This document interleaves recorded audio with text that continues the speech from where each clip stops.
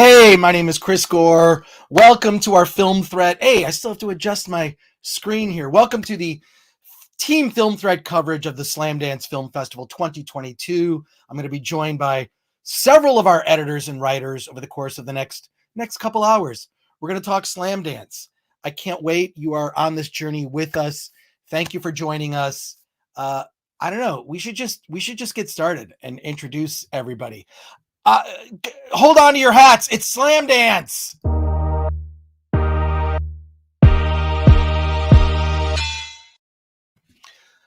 Welcome back. We just had to put a little title on there so we know what the heck we're doing. Welcome. I'm being joined by Film Threat Editor-in-Chief Alan Ng. Hello. Film Threat writer Kyle Bain. How are you? And Michael Talbot-Haynes. How is everybody doing today? Good. Doing well. Good. I see Michael got the memo about wearing your Film Threat. Where are your film? Hey, I'm buying stuff today. I am going to the store today and I'm buying stuff. All right. Look, we there's a lot that we do at Film Threat, and one of the things you can do to help support our mission, support us and buy something at the Film Threat shop. It's shop.filmthreat.com. All types of shirts. We've got a whole bunch of new shirts we're going to be introducing for spring. Shirts. We've got those gator masks, some cool bags. There's mugs if you like. It holds any liquid. So I don't know. Grab something from the Film Threat shop. Look, I'm wearing an American flag version. We also have a rainbow flag, a rainbow version that's kind of based on the old Star Trek The Motion Picture classic poster. So we've got all types of shirts for all types of people.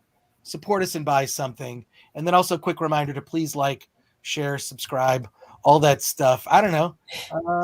There you go. Those are all the reminders. Let's get into Slamdance. I think before we start, and also join the chat in the comments. We're going to be posting the best comments. And look here, we already have a comment. The sound of one man laughing. Hello, Film Threat. I have 2 of your mugs on the way. Thank you. The sound of one man laughing. You will enjoy your mug. You can keep anything. I can have an old fashioned in here, you know. Actually tastes better in the Film Threat mug too. It complements. It complements for sure. So thank you for supporting us. But before we actually start talking about Slamdance movies, because we just did our coverage last week of Sundance, I'd like to hear from all of you about what you think. How do you define Slamdance? I mean, Slamdance was started in the mid-90s by a bunch of filmmakers whose movies were rejected from Sundance. They went to Park City anyways, and they created this film festival at this tiny hotel at the top of the hill. And it seems like it would be glamorous, but it's very punk rock. And the programming is very different from Sundance. I would describe it as like a punk rock version of Sundance. But Slamdance, to me, the programming in some ways excels a lot of the films being screened at Sundance. How would each of you define, based on what you've seen? You've seen movies that come out of Sundance, movies that come out of Slamdance, very different. What are your thoughts? Let's start with Alan. Yeah, I would just say it's very independent. I mean, I think Sundance likes to claim they're doing independent films, but they're really not. But Slamdance is. You can tell by just the budget, the quality of film, the amount of cameras they have, the crew, the emerging stars that are in it, people that you'll see in the future one day. And I think what I like the most about it is just the fact that it's unfiltered storytelling, in the sense of no one's telling their story to get into Sundance, and so therefore they're just telling the story that they want to tell. And I think that just really sets it apart from what I call the pretentiousness of Sundance. Yeah, Michael, what about yourself? Well, basically, I Slamdance is the chili lime flavor version of Sundance. Well, we're losing you here and there. Even the very professional films. Oh, just a moment. Yeah. In terms of the quality of the films, I'm showing that they usually go ahead, and the film quality, while it can usually match that of Sundance, the actual feel of the film or the impact of the film is like slightly off the wall, and like definitely has that bent to it. that's going to go ahead and appeal more to the weirdy crowd. And like the lineup that I've seen from both festivals this year seems to go ahead and still reflect that, to where you got sort of Sundance, which the ones I saw from them were excellent this year, but definitely for the spicy day glow green type movie, that's where we're going to go ahead and go for Slamdance. And honestly, those are the ones I prefer. Kyle, what are your thoughts based on what you've seen so far? It just seems like uncensored. Everything that I've seen, it's culturally relevant, and nobody's afraid to speak their mind, and I love that. I find that a lot of these mainstream films nowadays are afraid to say and speak their minds, and the people at Slamdance are not. They are willing to say whatever they feel, and I think they're attracting a good crowd because of that. They're being honest and true to themselves, and that's working really well for them. I agree with you. It's there's definitely, not that Sundance movies are not honest, but there's a raw and an honesty to a lot of the Slamdance films that I think you get from almost every movie. I mean, a lot of them are super low budget, and a lot of filmmakers, have had movies at Slamdance. Actually, Christopher Nolan, his first indie feature, which was a black and white shot on 16mm movie called Following, premiered at Slamdance. I was actually on a panel with him. I was on a panel with Chris. This is Chris Nolan. Nobody knew who the hell he was. He was, I mean, he's just a guy who made a movie, right? And then the very next year, he had Memento at Sundance. So, and then of course, we all know Chris Nolan's career from there. So what you're saying is at one point in your life, you were more famous than Chris Nolan. When I sat on that panel, I think more people knew who I was just from Film Threat, but what can I say? But no, but that's what I love about this festival. Slamdance has a rawness and a punk rock feel, and a like movies made for nothing, and documentaries that take a lot of risks. So before we get started with our individual reviews, we'll be talking about a lot of different movies today. I want to go through the chat and first of all say thank you to everyone in the chat. We like to say hail to the chat. Hail to the chat. We thank you for being here and participating. So we have Mark Clement says, how can you do this 2 weeks in a row? Dude, we're going to do this. We're going to be doing live streams now. We're pivoting. And I think I should mention, if you're listening to this, say on Spotify or SoundCloud or iTunes, where we publish an audio version of this, we'll be doing live streams. If you want to participate, subscribe to the Film Threat YouTube channel and be here when we do our live streams. We'll be doing them twice a week. In fact, this Friday, we're going to be talking about the new Jackass movie, a bunch of movies opening, and I'm going to have Roger Nygaard, whose new book. Roger Nygaard is a documentary filmmaker. He is an editor. He wrote a book called Cut to the Monkey. Most famously, he is the editor on one of the editors on Curb Your Enthusiasm with Larry David. I was on a podcast with him, Brian Holtzman's podcast. He's a comedian, and I've known Roger since like the 90s when he made his movie Trekkies. But this book is phenomenal, and I can't wait. Roger's going to be our guest this Friday. We'll be doing reviews and then filmmakers. So the Film Threat podcast, I didn't even realize we're up to like episode 540 of we were supposed to do a big celebration, like episode 500 of the Film Threat podcast. And then we got past it and nobody cared. So, it started out, I'll talk about this later, but it's the Film Threat podcast has evolved. I think that one of the things we've all come to enjoy is talking to our audience. So we thank you for being here. And the sound of one man laughing says, because it's awesome. TT says, you guys have to lower your voices. The Australians are all waking up. G'day all. Oh, wait, am I being too loud? Okay, well, adjust the volume. My apologies. What's your favorite Nolan movie? I'd have to say Memento is one of my all-time favorites, but I'd say probably The Dark Knight. I think it's not a superhero movie. It's a crime film that owes its roots to 70s filmmaking and The Godfather, among other films like mafia movies. So it's probably one of my personal favorites. And I like that Nolan takes a lot of risks and is able to do that on a large scale. Mark says 500th, congrats. And then TT says probably Inception, but to be honest, I'm not a huge fan of his work. I think Man of Steel ruined it for me. Well, he was only a producer on Man of Steel. So there you are. Man of Steel ruined it for me too. Well, there you go. But let's get right into it. So you want to bring Brad in, or let's bring Brad in. Yeah. Brad, Hey, everybody. how's it going, Brad? Good. How are you? All right. This is our team, just actually some of the members of the team that are covering Slamdance. We've got a couple interviews with filmmakers. There's one that you did yesterday, Alan. There's one we're running tomorrow. We have an interview with director Mark Pellington that I think you're going to love. Mark Pellington's a director who did a movie called Arlington Road. Some of you may have heard of that. Look up Mark Pellington. He has a movie I'll be talking about later called The Severing. And Mark is also famously, he was in Jerry Maguire. He basically plays the director in Jerry Maguire. When you see what he looks like, you're like, oh, I know that guy. So fantastic guy. Great conversation. That podcast runs tomorrow. But let's get right into it. Who's up first to review their first Slamdance movie? Yes. So just doing a little thing. We're gonna go with Kyle first. And Kyle, tell us about See You Garbage. So See You Garbage is a Canadian film. It's about the Prime Minister of Montreal. He and his wife invite a few garbage collectors to their house to have dinner, and what seems to be a nice gesture in the beginning ends up being kind of an argument between or among the group of individuals. And it kind of is like what I talked about a few minutes ago, where it's just uncensored, and everyone in Slamdance is willing to say whatever they feel, and they don't feel the need to hide their true feelings. They sit there and they have a conversation. The garbage collectors on one side of the table and the Prime Minister and his wife on the other side.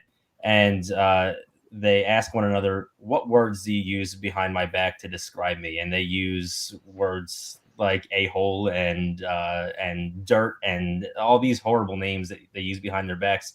But it's kind of a representation of the hierarchy of the social class. And the entire thing is dark. It's so dark, and it's uneasy through the entire thing. And it's a group of just phenomenal actors and great cinematography, and everything that they're trying to express to their viewers is just, it's done so incredibly well. It's my favorite that I've seen at Slamdance so far, and I've been fortunate enough to see quite a few, and it's just fantastic. Would you describe it as something of a comedy? Is it like, it sounds, first of all, how timely is this? It would almost be like if a prime minister had like dinner with some truckers. It would be really interesting if our leaders sat down, some leaders sat down with truckers just to see what working class people, what their struggles are really like, right? I mean, so I'm just saying it's very timely. Do you see some parallels between what's up in the news today? Absolutely. And I would label it somewhat of a comedy. They're definitely poking fun at that hierarchy, like I mentioned. And it's really a lot of fun. As dark and as tense as it is quite funny to hear, because it's very honest. I 100% have used similar words to describe maybe some of the politicians either in our area or a bit higher up. Is this a fictional prime minister, or is this This is it. Yes, this is a fictional prime minister. Oh, okay. Yes. So is the whole movie pretty much, it sort of sets up and then it's like the tensions over this dinner? The tension is instant. I mean, they sit down at the table for dinner, and immediately you can tell that there's this tense, there's this intensity between the two groups, and you're kind of on edge. And I was uncomfortable while I sat there and watched it, and obviously that's the intention. So the fact that they're able to make me uncomfortable, I'm sitting in front of my computer screen, is pretty incredible. Nice. So I don't know. That seems like something I really want to see now, based, of course, on current events. It's one of the things that I think is really difficult to discuss in movies, especially when you look at mainstream Hollywood movies. So few of those films actually deal with class disparity. I would argue that a movie like Parasite could never be made in English, right? So we look at something like Parasite, of course, winner of Best Picture, in the before times. No, wait, it won in 2020. Like, right, was it right before Yeah, it was with everyone- Jojo Rabbit and yeah, exactly. But Yeah. but like you make something like Parasite, right? It's Korean. It's you got your subtitles, right? That's the best way to watch world cinema is with subtitles. But like those issues, I think are easier to discuss when you're kind of one step removed. And I love this. I love this concept. I don't know. I just like now you make me want to see this movie. I don't know how this one got past me. Yeah, it was one that caught my eye very, very early on, and I was glad that I got a chance to watch that one. Cool. All right. Well, I should mention before we move on to the next review, Alan, you can set that up, that all of these movies, like you're sitting here going like, well, I want to see these movies. You can see these movies. You can see all the movies playing at Slamdance if you just go to, and I'm not like, I don't work for them or whatever. Like I know people who are there. I'm just telling you, if you love movies, like I love movies, go to slamdance.com. It's $10 and you get, sorry, Alan. Sorry. I'm so sorry. I'll get you out of there. I'll get you out of there. How can I? Oh, we just put up a title, there you go. Yeah, finish what you're saying. Okay, yeah. But what I'm saying is if you go to slamdance.com, it's $10 and you can see all the movies playing at Slamdance. Now it's for a limited window, right? But if you go there, just go to slamdance.com, throw down your $10. It's like subscribing to a streaming service with a limited window to watch everything. But that's what we did. Some of us got press passes, but also you can do that. So there you go. I'm just throwing that out there. Like I say, like I'm a movie freak. I would travel to film festivals because I want to see movies, before they're tainted by the marketing and distribution that tends to ruin films these days. That's what's so great about seeing movies at a film festival is, Kyle didn't see a trailer before he saw that movie that told him everything that was going to happen. Well, maybe you did. I don't know. No. But for the most part, these movies don't have professional marketing materials. It's just you read a log line and there you go. The chat is heating up. People are in the chat. So and they're saying that they're very excited about this movie, Sea of Garbage. Who's up next, Alan? All right, let's bring up Michael, and we got Honeycomb. Ooh, yes, Honeycomb fun. Okay, this is about as perfect of a selection for a Slamdance movie as I could think of because the movie is raw. I mean, it's so raw, it makes tartar look like charboil. It is really raw. It's about a group of young girls who've just graduated high school who decided on their final summer before, off to college, that they're going to essentially run away from home and all live in an abandoned house in the middle of the woods. And they would go ahead and form their own society out there with their own set of laws and their own set of rules. If they bring any dumb boys to the house, they have to come blindfolded so they won't know where the house is secretly located in the woods. And all of this is just fine and hunky-dory, except for the fact that the movie starts going in and skewing horror when we get to one rule. I believe it's called justified revenge, but it's essentially where if one girl is wronged by another girl, they're allowed to inflict equal harm upon that girl that they were inflicted upon, which usually goes ahead and is manifested in some sort of very gruesome physical way. Things get a little nuttier and nuttier, and it gets a little bit more culty. And things, eventually just, get completely and total bozo McGillicuddy in terms of how far things go in terms of this. The really big catch of the movie is that the movie was made for absolutely time that the movie was made. The woman who directed it, Avalon Fast, was only 19 years old. And this is, to me, is something that we've not run into before. I've never run into sort of a teen rebellion movie that was actually made by teenagers. Usually there's, some sort of creepy art photographer in the background or something like that. But, no, these were actually made by, actual teenagers going through teenage rebellion and coming up with sort of, mind you, a grotesque version of what, the, like a teenage female separatist society would look like. But the results are phenomenal. And the whole thing's very lo-fi. Originally, when approaching it, I thought it was some sort of direct homage to sort of Herschel Gordon Lewis level type filmmaking. And then, like after further examination, and then, like later on when I saw their Q&A, nope, wasn't a homage. It was just the fact that this was the first time that they had made a feature. They got a camera. They didn't know if it was the right camera or not. And the results look just like something Michael and Roberta Findlay would direct, like in the 1970s, like Snuff or something like that. But, or, like it looks like Malibu High right there. But at the same time, completely unintentionally, but still capturing that sort of raw 70s/60s underground film spirit. And also there's some beautiful shots in it too. And it's, even though it's a horror, I would say it's more of an art film with horror elements, because the intentions are a lot heavier than just trying to go ahead and do, like just sort of a sensory catharsis on the whole thing. There's some real, like serious examination of, like the pluses of, like a separatist type system, but then, eventually how it becomes corrupted. But yeah, it is raw. I love the way you say that, Michael.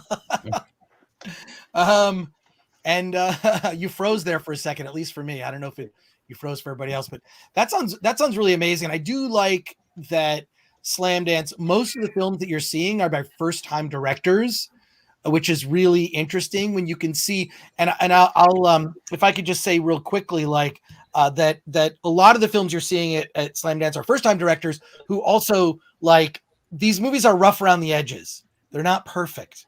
They're a little, you're going to see maybe in some cases some technical errors or something where you're like, maybe those effects are not, but like, it doesn't matter. I feel like a lot of these smaller indie movies, they're like birds with broken wings. You want them to fly and be free and get out into the world. You want them to in spite of whatever shortcomings the films have, you can see the creativity underneath the surface. And that is really a unique thing. Someone 19 years old to make their first feature.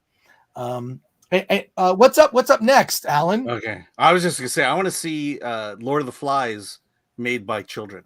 Right. Lord of the Flies made by kids. Right. Yeah. Exactly. Yeah. All right. This is pretty close. It'd be amazing. Okay, let's go to Brad and let's talk about actual people. All right. This film is made by and written by this person who stars in it. Her name's Kit Zuhar. I'm probably pronouncing it incorrectly. And it's about a person who's finishing up college in New York, and she's done very well in her college career. But in the last weeks and months of college, she's sort of fallen apart because I think she's terrified of adult life after college. She's really settled in to school and the patterns and routines of social life there, and she's done very well in her academics. But as she winds toward graduation, she starts to sort of have bad grades. Her relationship with her high school boyfriend that she came to school with falls apart. He begins dating a woman he met at college and dumps her. And she's sort of desperately casting about for any kind of sense of normalcy she can find. She tries to hook up with a guy who's been her roommate, who is from her hometown, hoping she can talk him into moving back to the hometown with her. And it's an interesting character study in how this person who seems supremely confident and has navigated a really challenging college career is coming apart at the seams as the specter of adult life looms. And she also there's some interesting commentary around her reaching out for help to the school and to counselors, and everyone's position is sort of, if this had come up while you were here during the 4 years, we probably could have helped you. But now that we're in the home stretch, there's very little we can do. There's no, all of your counseling credits and time has been used up. No one is really offering her any help.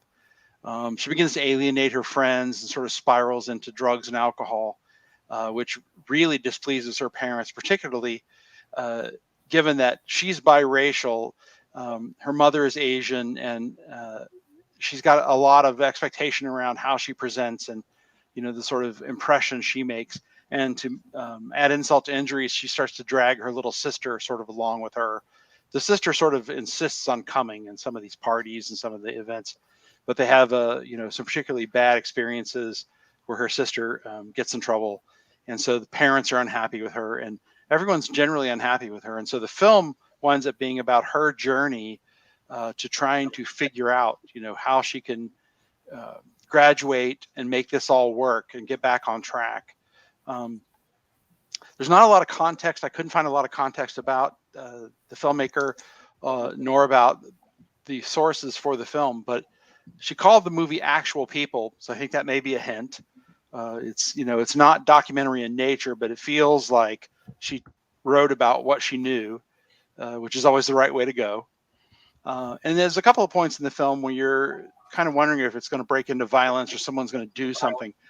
But the fact is, and whether this is generational or just this particular group of people, nobody's likely to do anything. There's very little doing. There's just a whole bunch of talking, and everyone's upset, and everyone walks out of the room, and it's that kind of aesthetic, where you can say pretty much anything, and then the most that's going to happen is the person's going to leave the room.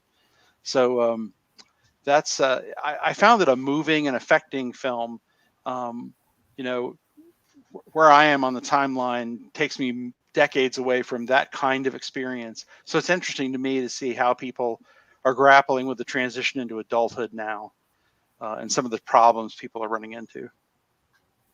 So, and I thoroughly enjoyed it. This is her first film. She wrote it, directed, and starred in it.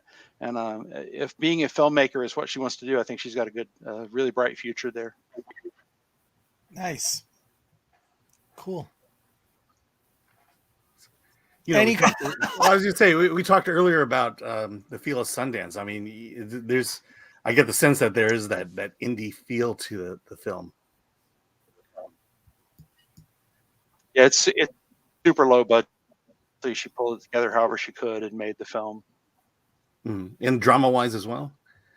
I mean, you talked a lot about, she talks how she feels. Again, what was the nature of the discussion? She talks about, she actually talks around how she feels quite a bit. It's all very in the moment and existential. When she gets to the counselors, she's trying to, get help, and she's trying to express that things have gone off the rails for her, but she doesn't say it so directly. It's all about actions and what do I do next, and less about how I feel about this and what this is, how this is impacting me emotionally. Mm-hmm. So there seems to be sort of a prohibition against saying directly how you're feeling in that moment, and maybe someone will get frustrated and shout it out, but generally speaking, it's all leading up to, leading questions and conversations that sort of hint around at how people are feeling. Yeah, and we all do that. Yes. Yeah, we all do that where we act and we don't know why we do it. We don't know what it is within us that causes us to do things the way we do it. Or we do know, and we're not about to tell anyone. Yeah, or don't want to confront it. Right. And it's, I don't know how scripted the film is, because it feels like a lot of it could be improv. But it's very authentic. It's very real sounding conversations with all those sort of pauses. Typically scripts are hyper real language that gets you to the next thing quickly. This one doesn't feel that way. This feels like a natural flow of conversation. Mm-hmm. All right. Cool. Great. Thanks, Brad. Who's up next, Alan? I will go next. We'll talk about Iron Family. We just posted the interview with the director of Iron Family. But it's a documentary about the life of a young woman with Down syndrome named Jasmine Ferries. And she's she's a young adult, basically. And what's interesting about this is her brother has encouraged her to write a play. And in this play, it's about the struggle she has with her marriage to Matthew McConaughey and how she cheated on him with Mark Wahlberg. um, and As you and it's I think when you listen to the interview, the film was essentially about the play, about her writing it and the performing of it, but the director Patrick Longstreth, he found he had more, and he really did have more, because he brought his cameras in, he interviewed Jasmine, her family, and then just this town that came around to support her. And apparently she does this play every single year. But what I found interesting was Slamdance this is part of the Unstoppable series. So it's about people with disabilities, or it's a film made by people with disabilities. And in this case, Jasmine has Down syndrome. And there are a few fascinating things.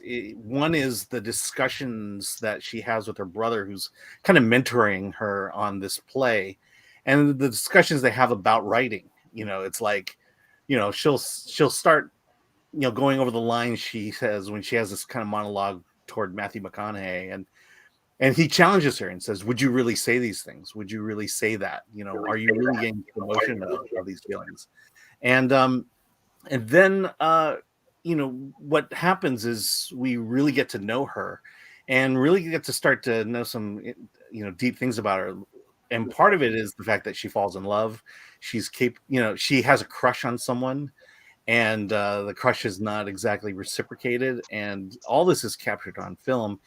I just find it fascinating, these character studies of people in real life. And then let's add on top of that, they live in rural America, the Rust Belt. And so she lives in a small town that was thriving in the mining era, and is now slowly dying. And I think it just captures a small part of America, and brings these characters, her mother, her brother, and herself, to life. And it's just a really sweet and I think thought-provoking film as well. Is it? Can I ask, Alan? Is it funny? Because the premise. Well, let's get into the premise. Is funny. I mean, the premise is like the premise is, here's a girl with Down syndrome. I have a stepbrother, by the way, who has Down syndrome, right? And I'd always heard there's a film reviewer from way back at Film Threat who also had a relative with Down syndrome, who described as them people with Down syndrome as God's little clowns, right? Like they're funny and honest, brutally honest. I mean, you can't get anything by my stepbrother, Jonathan. But like it's I mean, this reminds me of another documentary that I saw, that I did an interview with the filmmakers. It's called Sam and Maddie Make a Zombie Movie. Oh yeah. And it's these two guys who are friends, who both happen to have Down syndrome, who make like a zombie movie. And it's hilarious. They're the heroes in it. They're like these secret agent types that like are like super cool and have girlfriends, and like they're just, and then they like fight off a zombie attack that happens like during prom. Look up Sam and Maddie Make a Zombie Movie. But Iron Family, kind of like I haven't seen the movie, but I've read the description. It sounds just like that. It sounds like, this is really fascinating. Like the imagination of this young woman to like write a play and then have the play performed honestly, with this drama with her, with a relationship that she's created with Matthew McConaughey. I understand she has other obsessions too, like Barbie dolls and whatnot. Mm-hmm. Like, I don't know. I just think that's, I don't know. It could be on a double feature with Sam and Maddie Make a Zombie Movie, but I really love that. And I having seen Sam and Maddie, the subject matter is handled very respectfully, right? Like they're not made to look, stupid in the film. Like they come up with this script and they have these ideas, and they're both very passionate. They're also, Sam and Maddie in that movie are huge movie fans. Like they just love movies, can talk movies all day. They just wanted to make their dream come true and do a film. So this seems in the same vein. And I can tell we talked about this offline, like it's just seems very heartwarming too. Yeah. I mean, Sam and Maddie's a zombie movie. This is a romance. And, right. She gets her heart broken in this movie for real. And just the fact that she was perfectly fine with having it in that movie, and just to show that, she has she feels, and she's not afraid to have us, kind of ease in on that part of her life. Yeah. Well, we have a comment here. Oh man, I thought this was the next MCU movie about Iron Man's family. You could be right. Yeah. I feel like when anything kind of spirals into garbage when it comes to a franchise is when you bring in like the family version. They did that with Shazam. They did that with Superman. They did it with Batman. There's like, Batmite. There's Crypto, Superman's dog. When you start to bring in like that's when like a franchise is spiraled into garbage, which is pretty much what happened to every superhero, at least the DC comics, back in like the 50s is when they kind of brought in all the family members. That's when it got, not that it wasn't kind of stupid before, but yeah, Iron Family, yes, is not an MCU film. So, it should be. It could be. It absolutely could be. Do a Google search on Iron Family. You will get Iron Man and his family. Well, there you go, TT. Thank you for that comment. That's great. What's the next film, Alan? All right. Hey, let's go to Kyle. I'm interested solely by the title alone. The Bugs and the Slugs. So yeah, I'm guessing it's not about bugs or slugs. There are some bugs and slugs in there. But it reminds me a little bit of a movie that I saw at Slamdance last year, Progressive Touch. We talked about that one a little bit, and not that the content is the same, but that it's so odd and so uncomfortable and so it's just insane, but in a good way. And it's about this human boy who is on an alien planet, and he decides to experiment with his sexuality with these other aliens. Being that he is the only human, and when he is caught experimenting sexually with these aliens, he is threatened to be eaten for dinner. And wait, can I stop you there? First of all, okay, this sounds like Captain Kirk. Everywhere he goes, he's hooking up with whatever new green alien or whatever. But is this like a low budget sci-fi? So a kid, is this like how old, like a teenager? Or? So he's probably around 17 or 18. And he goes to another planet and starts getting into strange relation. How graphic is it? Like, without specifically showing anything, it is interestingly very graphic. The way they experience sex on this planet is not the same that we have ever seen it or experienced it. And they leave very little to the imagination without physically showing you anything. Wow. I'm going to assume the slugs are very naked in this. The slugs are very literal animated slugs that kind of show up and sort of guide this young man on his journey. And I'm sure there's some metaphor there, but it actually brings up a point. As odd as it is, as crazy it is, as funny as it is, it brings up a pretty relevant cultural point. Like this idea of sex, and they all have sex out in the open. They don't go to their bedrooms. They don't go to their huts. They stay out in the open, and wherever they feel, whenever they feel it's necessary, they go for it.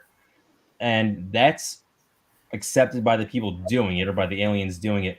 But if anyone sees you doing it, it's no good.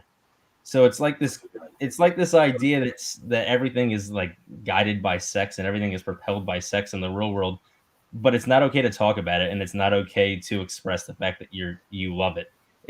It's this really taboo thing unless it's behind closed doors. And there's that juxtaposition of what's acceptable and what's not acceptable, and what should and shouldn't be acceptable. So while it is very odd and it was very unique, it's culturally relevant. And I was kind of, I don't know, surprised to find a movie, first of all, like Alan said, with a title like that, and then with the subject to be as relevant as it is. It sounds like, Kyle, you got all the best film so far. Clearly. What is it? How is the science fiction played? Is it just like you say that they're animated? Like, is it digital animation or? So the slugs are digitally animated. Everything else is live action. I talked about things like Space Jam or like Enchanted, where there's kind of this combination of live action and animation. And for such a low budget film, it's done incredibly well. Like nothing feels more out of place than it should. Like it fits together very well. It's pieced together very well. And again, for a low budget film, very impressive. Wait a sec. Is there a review? Is there a review on the Film Threat website that has photos? Because I feel like I need to see what. Yeah, I think we did review it. Yes. Sorry. Yeah. And Mark Clement says exophilia. Is that a term? What is that like a term of? I mean, it's not bestiality, right? This is exophilia. Maybe explain, Mark, what you mean with that comment. Oh, here it is. Yeah. Okay, cool. Can you share screen, Alan? Yeah. Let me. Yeah. So if you, I mean, we're doing these reviews on our Film Threat YouTube channel and for our podcast, but there are also written reviews on the Film Threat website if you want to see everything that we're reviewing for Slamdance, and if you want to see photos from some of these movies, you can check that out. So, oh wow! All right, there you go. Yeah. Man, the bugs and the slugs. Okay. Yeah, I think that's all we got. So, see, I really love low budget sci-fi. I find it fascinating. I think it's I love it because if it's about ideas, I think that's what really good fantasy, sci-fi, horror, exploring the realm of ideas, I think is interesting. Mark goes on, he explains, exophilia is an attraction, generally sexual in nature, to a new, strange, or otherworldly things, such as extraterrestrial life forms. That's exophilia. That's going to be it's going to be ET2. It's going to be ET2 will probably be called ET2 exophilia is what it's going to be. Thank you, Mark, for that. Much appreciated. Well, there you go. I sense a new award this category. I award this, which is still like, I think our deadline is the middle of February, and then we announce we're going to announce the dates. I think actually today I'm supposed to do something on the dates, but that one definitely sounds like once it gets into commercial release, but you can see it now at slamdance.com for $10. You can see all the movies Kyle's reviewed because those seem to be the best ones so far. That's great. We also have Alex joining us. He's popping on the stream. How's it going, Alex? Sorry, I'm late. Oh, no worries. Who's up next, Alan? Okay. Well, I'm not going to go to Alex right away, but you're next. I'm next? No. Next is, speaking of great titles, we're going to go to Michael, and he's going to talk about Killing the Eunuch Khan. What? I don't know if I spelled that right either. Killing the Eunuch Khan. Tell us about it. This is the one which actually was. This one was another one that was such high quality. I'm surprised that it didn't actually go the Sundance route until you get really a sort of an idea as to the type of audience that's going to react the strongest to it, which is definitely the Slamdance crowd. War movies, hard to go ahead and get past the statistical nature of the horrible things that happen in war movies, because instead of having like a direct impact like you would in a drama or in a horror movie, it's more of just a pile of statistics, sort of like in the new Fantastic Four movie where the Thing has a body count of how many people he's killed in a military action. I think it's like 34 people he's killed at one time or something, which not very Thing-like thing to do. And you really wonder what it would have been like if they had actually shown each and every single kill of, like the blood all over the rocky skin and that sort of thing. And then, see what their families would have looked like back at home right there and such. For this, in order to get the horror of war across, we've got a generation of filmmakers who grew up in areas that were torn up by war at the time they were coming up. In this case, Iran. And in order to go ahead and get out of the statistical nature and get it more into a sort of a human element, this movie uses a lot of horror expressionism in order to go ahead and get across. The whole thing is set during the Iran-Iraq War in a border city, right on, like the border of Iraq, inside of Iran, where these two little girls are picking up mirrors in a field behind their house and then arranging them around the room so that when the light hits them, it like sprinkles like light motes all over and looks real pretty. And then their father has to go away for a funeral, and so they've got the house alone. And while the father's away, a plane accidentally drops a bomb inside of the yard, making this huge pit inside of the yard and obliterating both little girls right there. Like when the father comes home, he sees his like little girls, the little girls, and also the walls are starting to be covered with fountains of blood. And when he goes to take the body outside to try to find somewhere in the hard ground to bury it, which he has to use a pickaxe because the ground is so hard. Basically a river of blood starts pouring down the stairs of the house and out the front door and into the pit where the bomb left, making this huge pool of blood in the yard. At that point, the father goes to go ahead and seek revenge against like the person responsible for like the house being bombed, which is going to go ahead and climb up to a higher level of responsibility, in this case, the eunuch Khan. But what we've got here is we've got a movie that is built where you take a visual motif that really moves you from one movie and then you build it into a much more central part of the story in another movie. In this case, the visual motif is the scene from Kubrick's The Shining, where we get the blood-filled elevator, the scene that was used in the previews for the movie.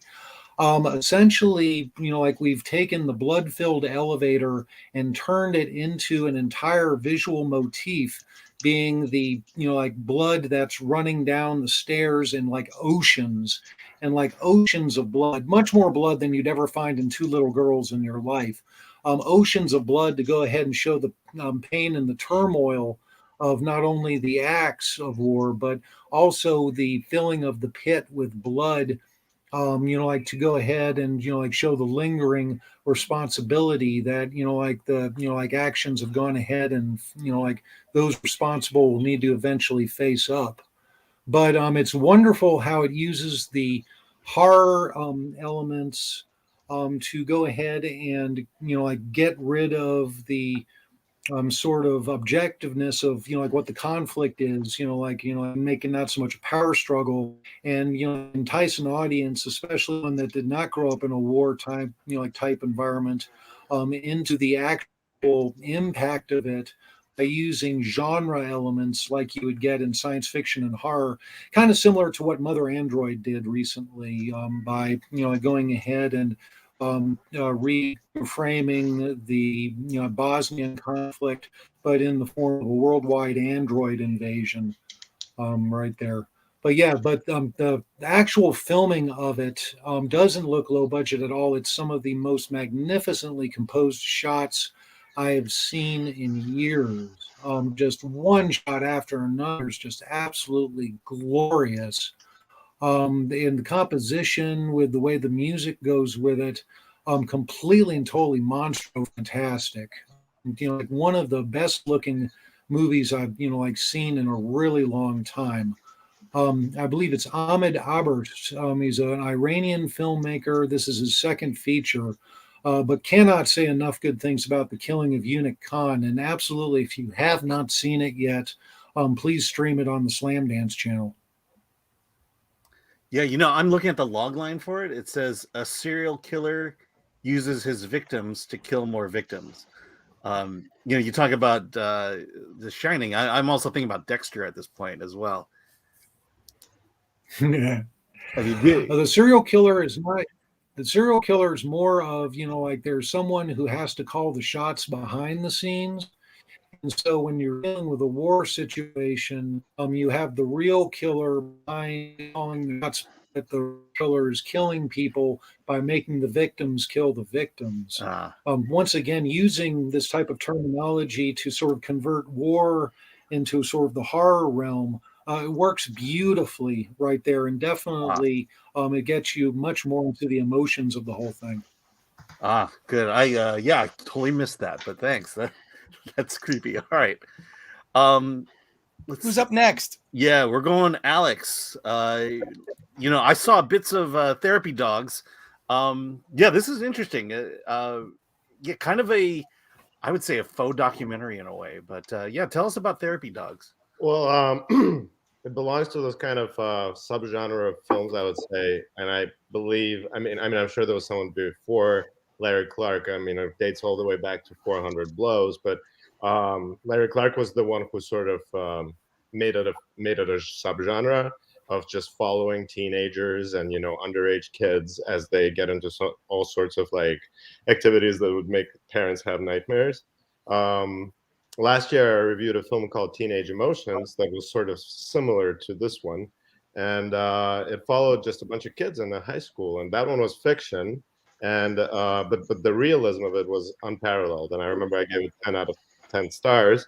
So I actually had trouble picking between two of the canine themed movies that actually have nothing to do with dogs for this segment. One is Therapy Dogs and one's called Underdog. But I went with Therapy Dogs because it falls nicely in line with those kind of movies where you just sort of give the kids a camera and follow them around and see what sort of blossoms out of that year of following kids around high school. And I believe Ethan Eng, the director of that film, Ethan Eng, he is the youngest, I believe, don't quote me on that, but I believe he's, if not the youngest, then one of the youngest directors to have appeared at Slamdance so far. And you could tell because he's one of the characters as well. And he just sort of grabs a camera and starts recording his friend and himself, getting into all sorts of like jackass-like shenanigans at school throughout the year.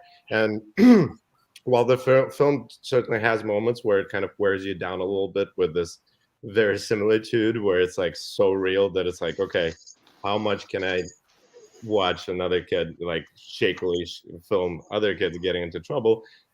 A sort of like a clear picture that I've spoken about emerges at the end of the movie. And what's weird is that it starts on a really poignant note and it ends on it sort of bookends the narrative with those two really touching notes that are unexpected considering the shenanigans that come in between.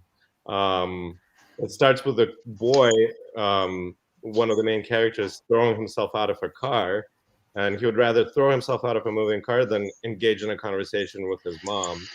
And that reveals like a plethora of things. And so I got ready and I was expecting the rest of the film to maintain that level of poignancy, and it didn't. It sort of veered off into like, hey, look at us, like, attaching like ourselves to the top of a car with a bunch of ratchet straps and doing like donuts in the parking lot, which just reminds you of what all the kind of crazy shit you did when you were a kid. I mean, I don't know if you guys did it, but I certainly tried to emulate. There was a period where I tried to emulate jackass with my friends.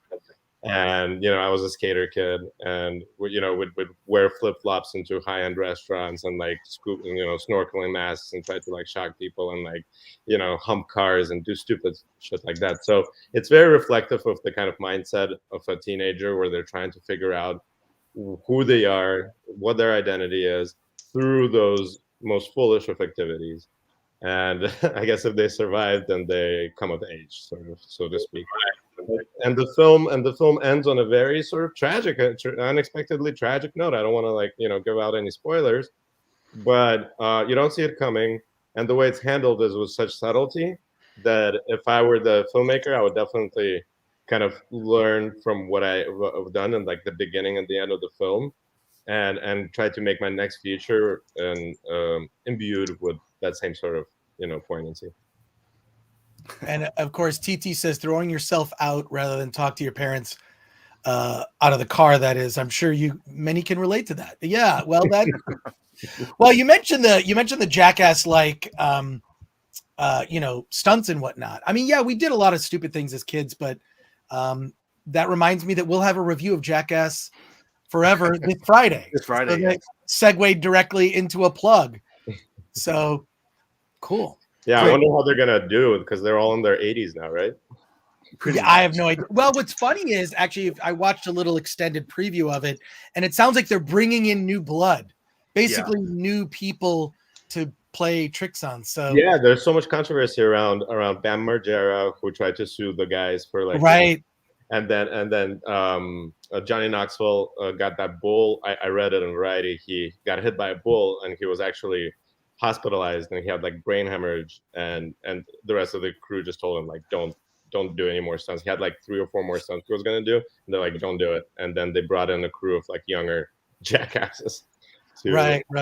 Yeah, I mean, he was on Howard Stern. I think the intention was that they're definitely bringing in fresh blood, and that kind of lets the older guys off the hook and can continue the franchise potentially. Yeah. One of them is gonna break a hip. The last film is Johnny Knoxville's dead or something. Yeah. The last time is him walking downstairs and tripping. Johnny Knoxville's hair looks like mine now. Yeah, According to Howard Stern, it's always looked that way. He's just dyed it constantly. Yeah, exactly. All right, who's up next, Alan? All right, let's hey Brad, let's talk about Retrograde. Absolutely. So imagine the character from the film I talked about before if she had graduated college and gone on to a career. Maybe didn't make a lot of money at first and had a couple of roommates in the town where she lived. This is kind of where this film starts. It starts with a young woman driving her new roommate home to help her move in. And she gets caught in traffic and makes a kind of aggressive lane change, the type of which none of us would ever do. And then it turns out that the car she cut off was a police patrol car. She didn't notice. So he pulls her over and he gives her a ticket, and she continues to explain, I didn't see you, I thought you waved me in, a lot of different excuses she gives him. And it's a lot of attitude. And he just isn't interested in what she has to say. And he gives her the ticket. So she decides, she gets her roommate moved in and she decides that this ticket is incredibly unfair and that she's going to fight it in court. And that, despite the fact that it's not a lot of money and there's a convenience factor of going to court and having to show up for all the hearings, that this is definitely the hill she is willing to sacrifice her whole life on.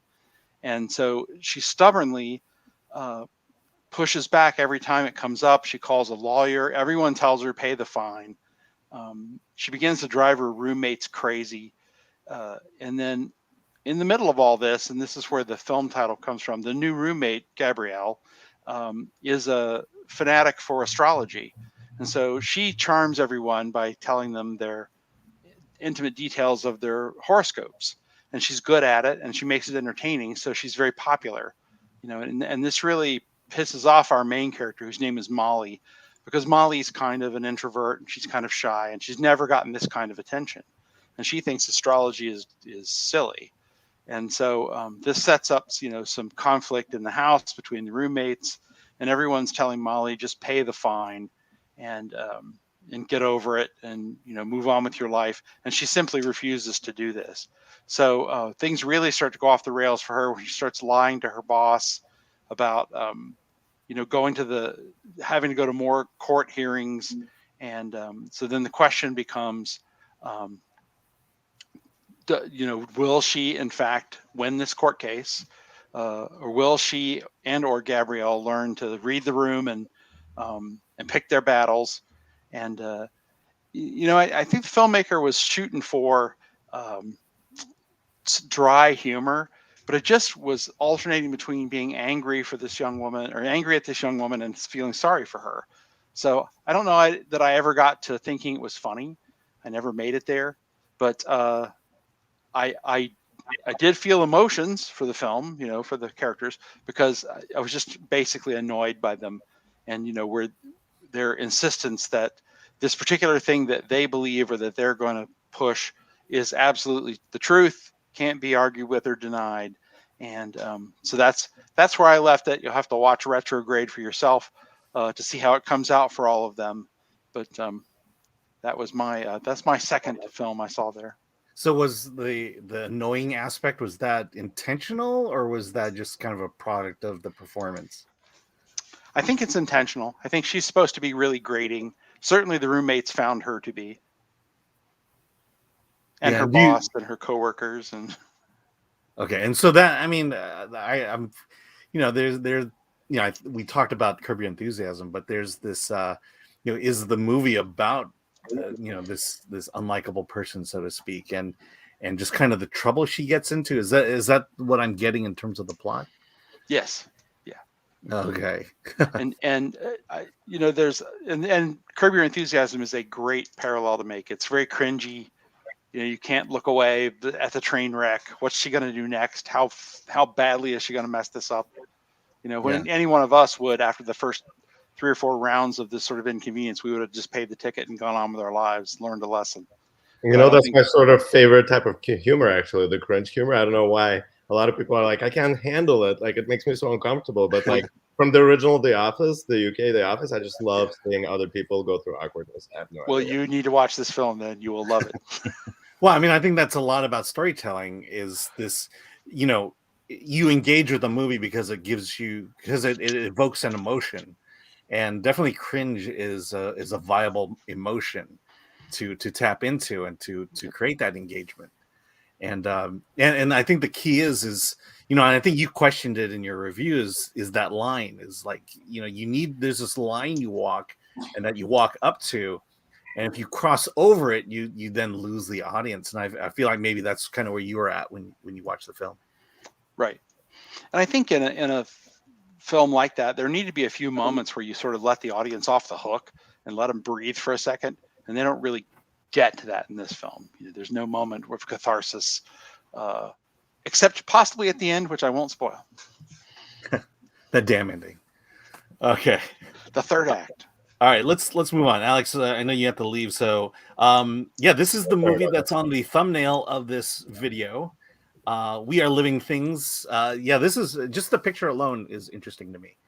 Yeah, I heard someone mention that, like, I can't believe, I think it was Michael, that he couldn't believe that this film wasn't at Sundance. And I mean, Sundance, it doesn't really matter, but the quality of the filmmaking here was very robust. And I think that the filmmaker itself is an auteur. It's a story about two illegal immigrants, one from China and one from Mexico, who meet each other via a shared past, and that shared past is a shared UFO abduction. So we never actually get to see an UFO abduction, so it's more of like, apologies, my baby's in the background if you can hear him.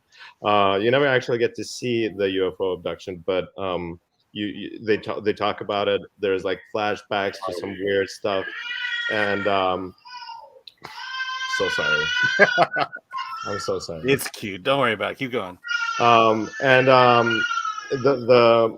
I loved about the movie is that it kind of juxtaposed and compared the two types of abductions. So, two types of alienations, I would rather say. That those aliens are so like detached from their homes and from their families, and are trying so hard to get used to their new surroundings, and are feeling so alienated by society that they're almost searching to be abducted by aliens again, and to be taken just away from Earth into outer space. It's a beautiful film. It's very minimalist in its approach. So not a lot of things happen, and there's a lot of silences in between the dialogue. But I feel like the last 20 minutes of the film is where it really picks up, and they're going to Arizona, to a place where people get abducted a lot by aliens, and where one of the characters has a connection to. I don't want to spoil anything. And there they meet some Hicks who live in the middle of the desert, and through them they sort of achieve a kind of redemption. So it's a very beautiful stylistically film, and I think that the director has great things ahead of him.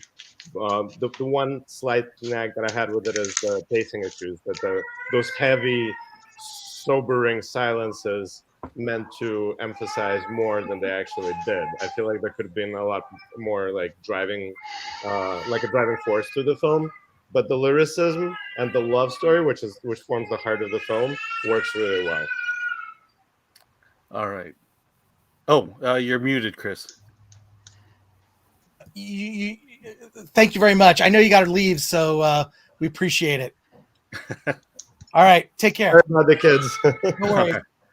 Yeah, I think Kyle, you got to go too. So we're actually We're wrapping up. I've got we're a wrapping up. review. Let's talk I've about got the a severing. review.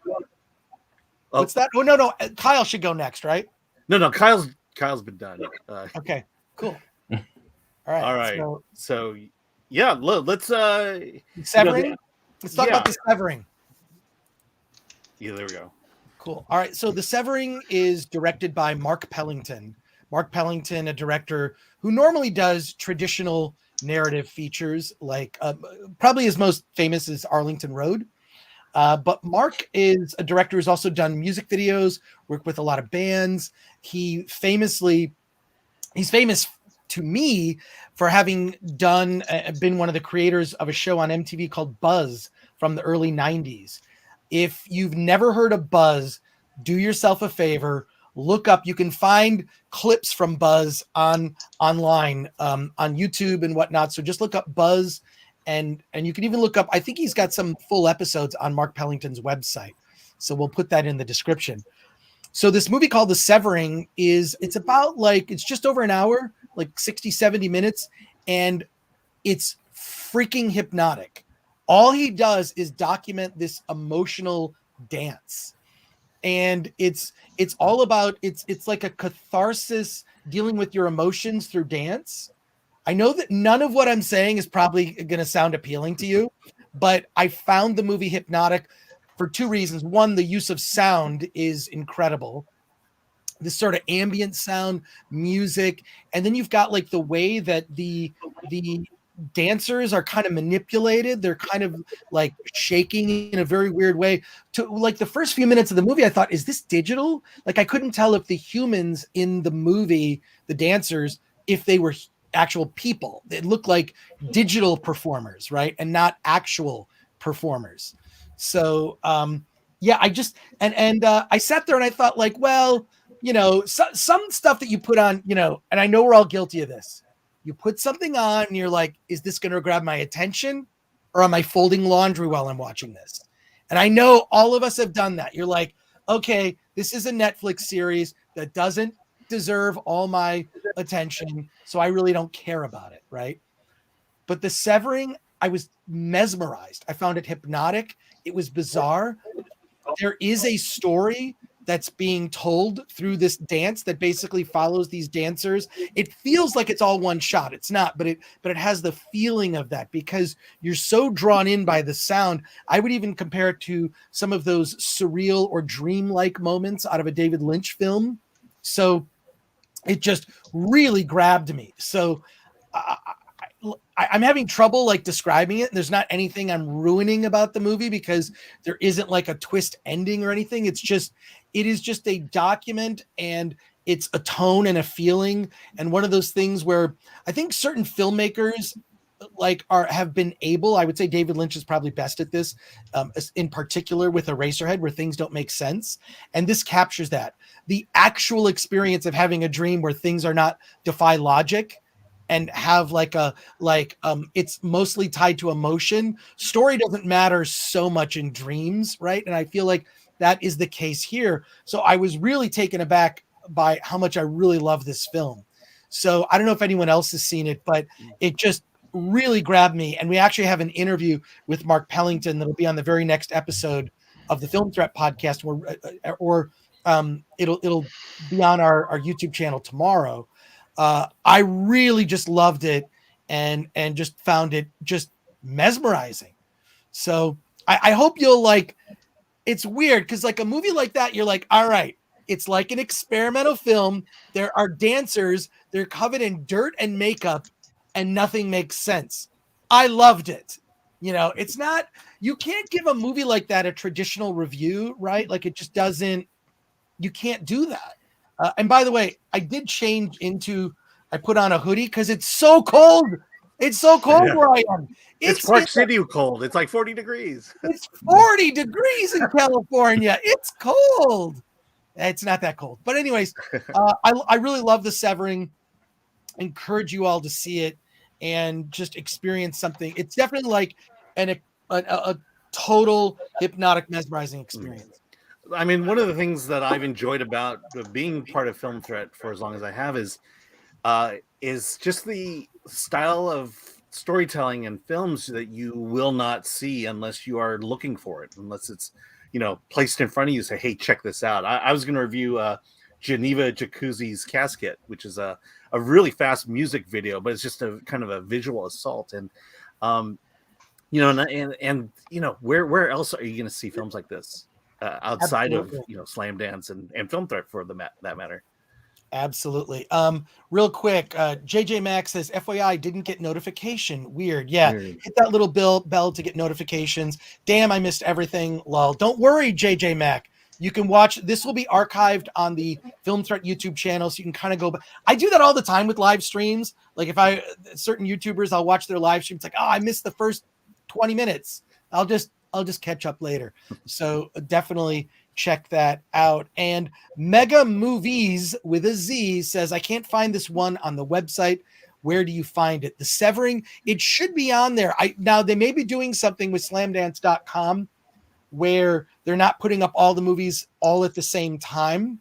But my understanding is it's not part of the traditional program. It's outside of the normal program. So, and JJ Max, Slamdance is doing a streaming service, and I think that's what we're a part of right now. Yeah. So I do believe if you have a Roku box, first of all, welcome to the club. I have multiple Roku boxes. It's the best. So there is a Slamdance app for the Roku box. Strongly recommend download the Roku box app for Slamdance, and you can log in there. So there you go. We'll be taking some chat questions at the end, but I think we've got one or two more reviews. No, actually, we are done. We're done. Yeah, let's go to the chat. Well, we answered all the stuff in the chat. Oh, do we? Okay. We answered everything in the chat. You can take off the Severing review on there now. But I just want to say, first of all, thank you to all my colleagues at Film Threat. You can get our reviews. Go to filmthreat.com. Every day you're going to get, when we cover film festivals, there are a lot of reviews, sometimes 10 or more a day. On a regular day, Film Threat, between 3 to 5 reviews of new independent films.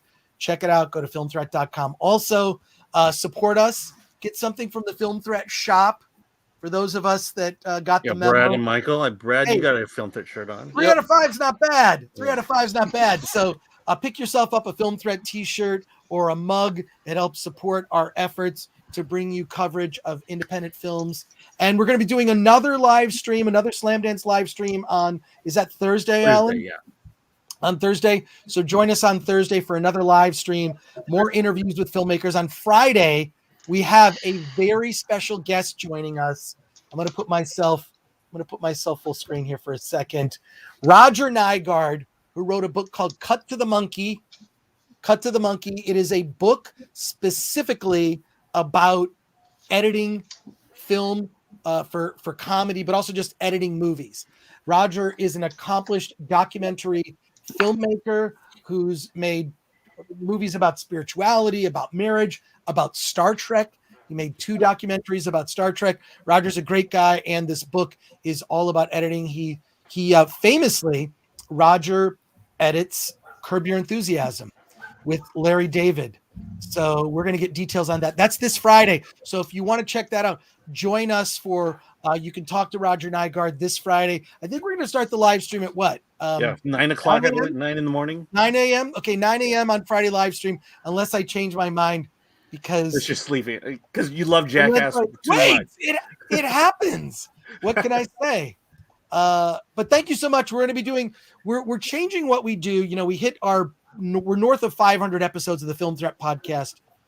The Film Threat podcast initially started as Anthony Ray Bench and I talking about movies. We would review a movie.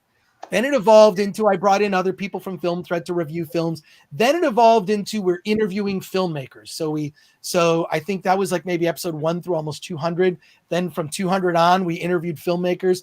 Now we're going to be posting our live streams as a podcast, which will include interviews with filmmakers and additionally reviews from the Film Threat staff. So let's go around the horn with everybody, starting with Kyle. We'll work our way backwards. Kyle, where can people find you on social media?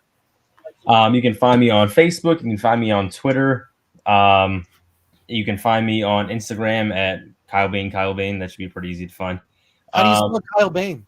Kyle Bain. Well, my sister-in-law tells me it looks like lesbian if you look really, really quickly, but it's Kyle Bain. Kyle Bain, I can assure you.